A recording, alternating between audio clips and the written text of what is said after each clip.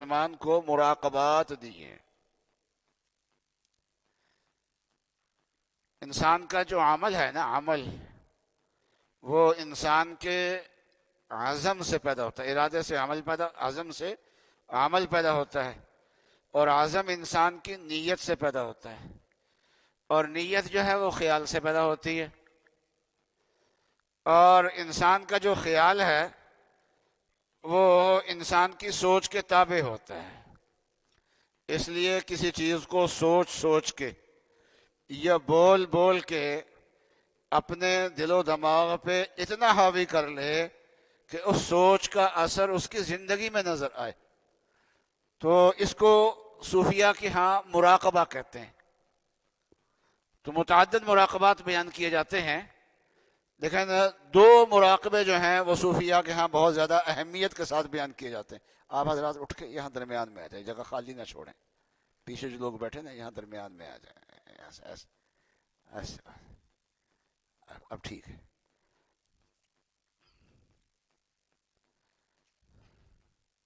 دو مراقبات جو ہے نا وہ زیادہ بیان کیے جاتے ہیں، ایک موت کا مراقبہ اور ایک اس چیز کا مراقبہ کہ اللہ تعالیٰ مجھے دیکھ رہے ہیں۔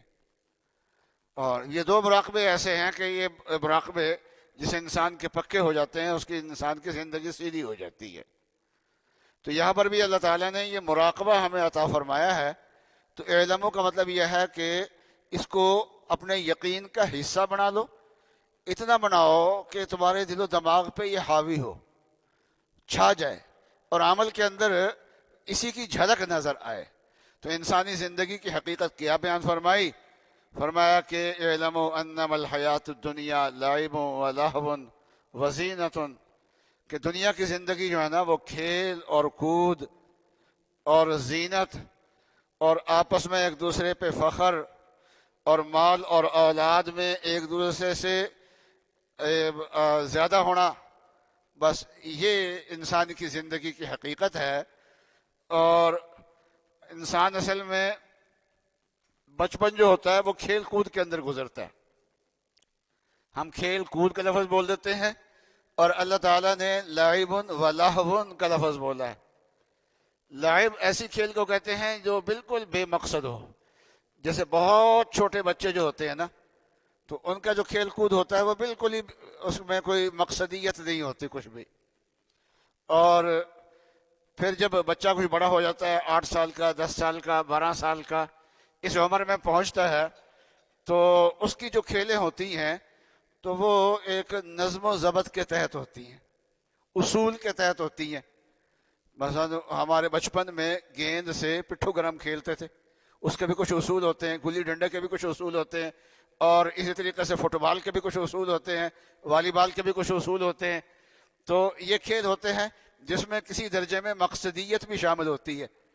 تو پہلے قسم کے کھیل کو لعب کہہ دیا، اور دوسری قسم کا کھیل جو ہے اس کو قرآن پاک میں لہو کہا گیا ہے۔ تو بچپن جو ہے وہ انسان کا کھیل کود کے اندر گزرتا ہے، انتہائی بچپن جو ہوتا ہے وہ عام قسم کے کھیلوں میں گزرتا ہے، ذرا بڑا ہو جاتا ہے تو وہ ایک منظم قسم کے کھیل میں جس میں تھوڑی سی مقصدیت بھی شامل ہوتی ہے، ان کھیلوں کے اندر انسان کا گزرتا ہے۔ اور پھر اس کے بعد جوانی کا زمانہ آتا ہے، تو وَزِینَةٌ وَتَفَاخُرٌ بَيْنَكُمْ، پھر زینت اور آپس میں ایک دوسرے پہ فخر۔ جوانی میں یہی ہوتا ہے نا، زیب و زینت ہوتی ہے، کپڑے اچھے ہوں، لباس اچھا ہو، کیونکہ اللہ تعالیٰ نے جسمانی طور پہ صحت عطا فرمائی ہوتی ہے، پیٹ ابھی باہر نہیں نکلا ہوتا، تو انسان سمارٹ بھی ہوتا ہے، خوبصورتی بھی ہوتی ہے، اس کے ساتھ پھر لباس بھی اچھا سے اچھا پہننے کی کوشش کرتا ہے۔ تو جوانی کی تو جو ترجیحات ہوتی ہیں وہ انسان کی وہ زینت کی ہوتی ہیں زیادہ، بچپن کی جو ترجیحات ہوتی ہیں وہ کھیل کود کی ہوتی ہیں۔ اور جوانی کے بعد پھر بڑھاپا آتا ہے، اب جناب وہ حسن بھی نہیں رہا ہوتا، وہ بچپن والی کھیلیں بھی اب نہیں رہی ہوتی، اب وہ جوانی میں جو اچھے اچھے لباس پہننے کا جو دور ہوتا ہے وہ بھی نہیں رہا ہوتا۔ اب انسان کو ترجیح ہوتی ہے اس بات کی کہ میرا مال کتنا ہے، میری اولاد کتنی ہے، آگے پوتے اور نواسے کتنے ہیں، بس یہ جو ہے اس میں ایک دوسرے سے بڑھنے کی انسان کی کوشش ہوتی ہے۔ مال کے اندر ایک دوسرے سے بڑھ جاؤں، اولاد کے اندر کسی ایک دوسرے سے بڑھ جاؤں۔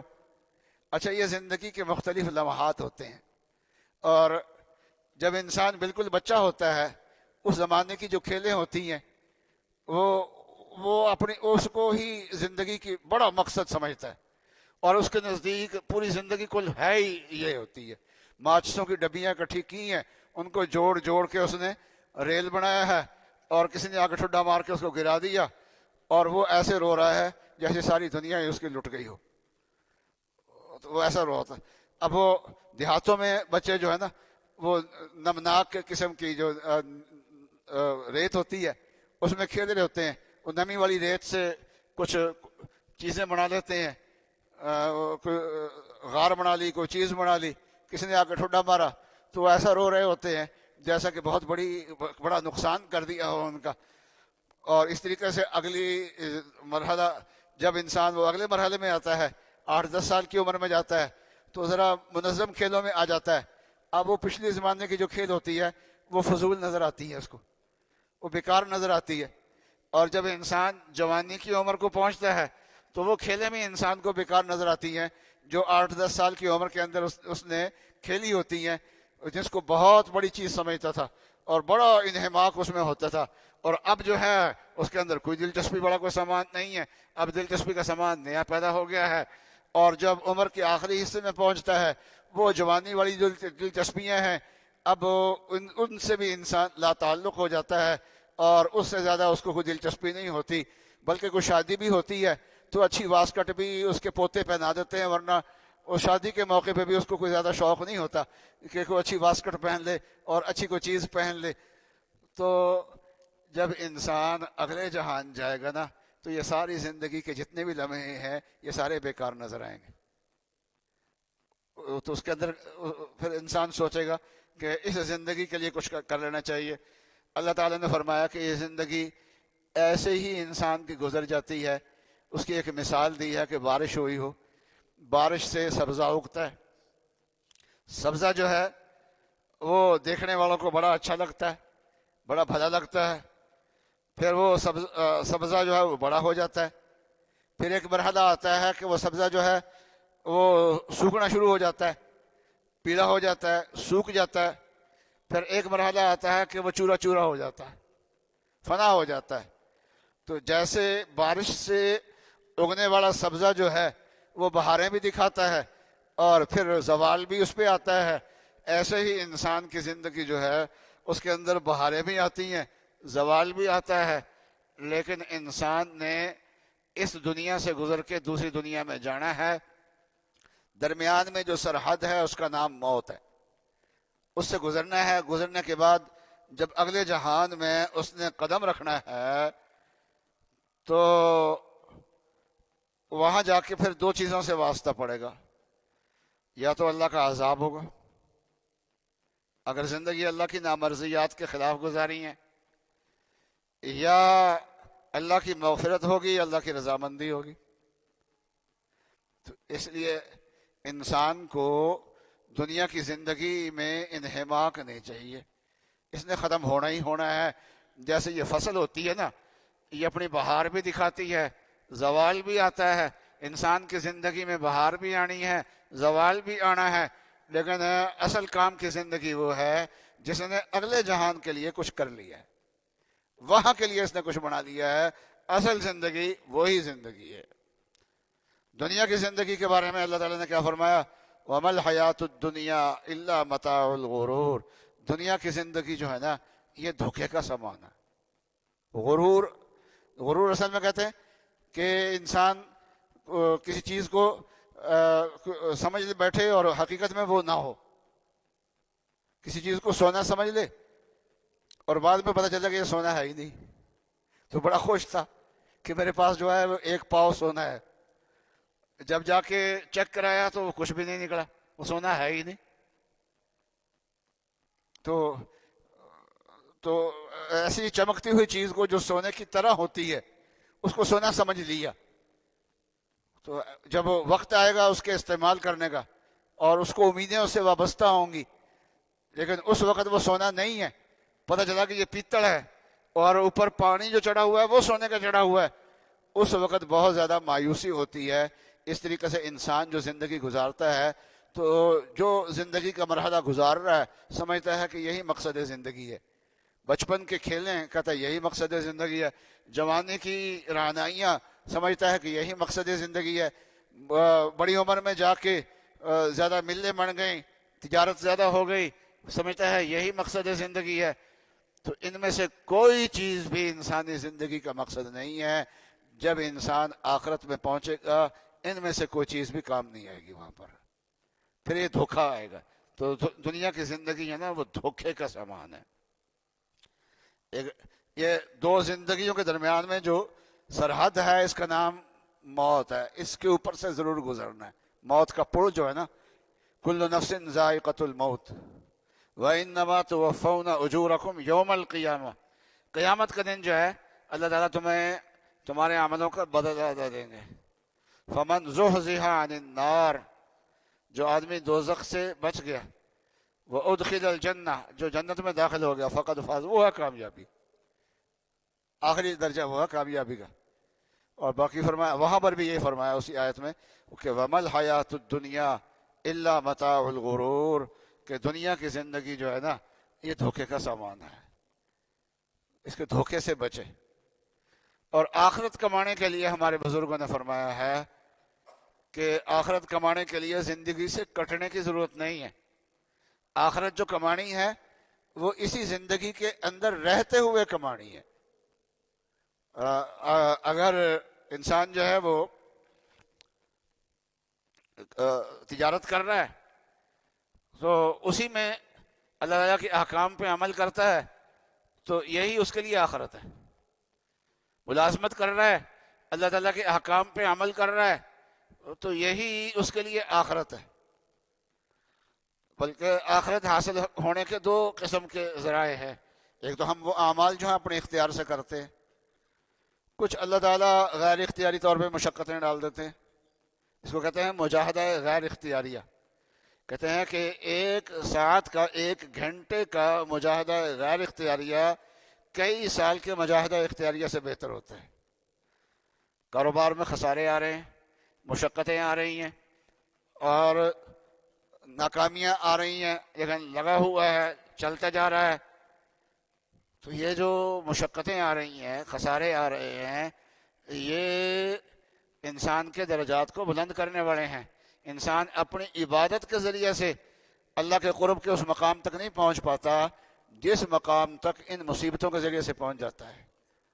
حدیث شریف کے اندر آتا ہے کہ اللہ تعالیٰ نے بندے کے لیے ایک مقام مقرر کیا ہوتا ہے، اس مقام تک اپنی عبادت کے ذریعے سے نہیں پہنچ پاتا، تو اللہ تعالیٰ اس کو مصیبتیں اس پہ نازل کرتے ہیں تو وہ ان مصائب کے ذریعے سے اس مقام تک پہنچ پاتا ہے۔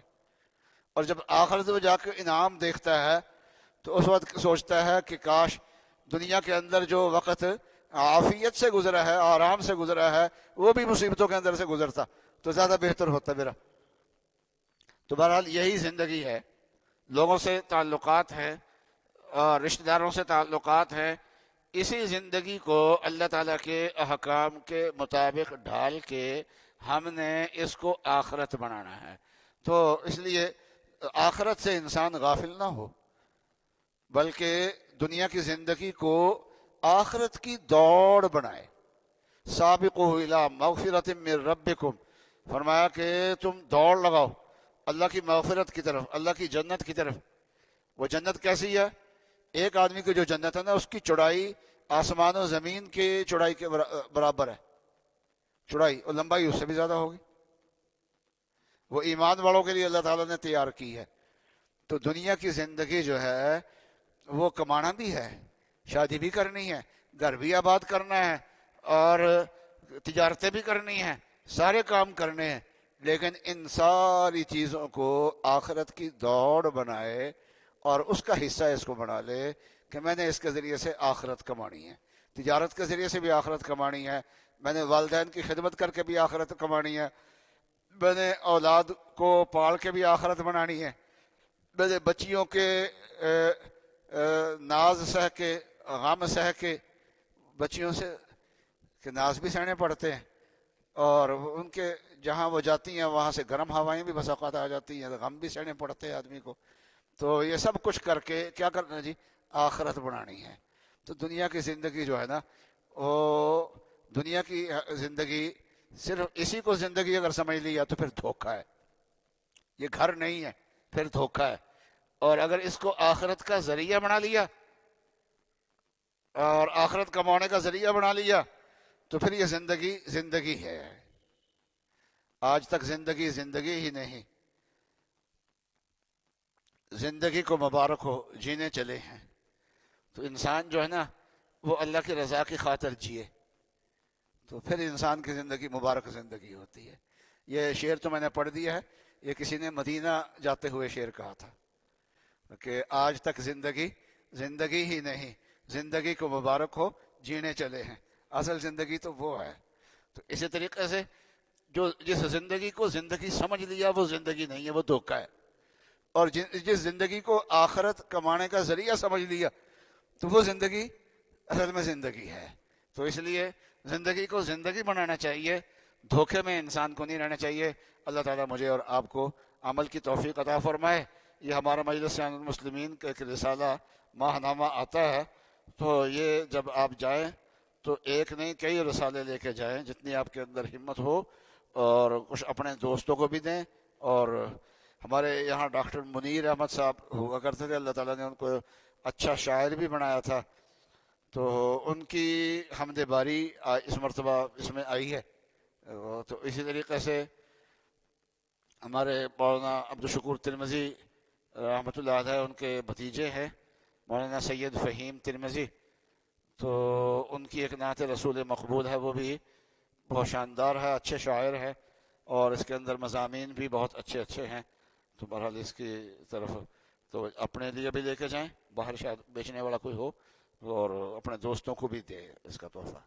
الحمدللہ رب العالمین الرحمن الرحیم مالک یوم الدین ایاک نعبد اللهم صل على سيدنا مولانا محمد ربنا ظلمنا انفسنا وان لم تغفر ربنا ظلمنا انفسنا صلی اللہ تعالی علی خیر محمد وعلى آلہ وصحبہ اجمعین آمین برحمتہ.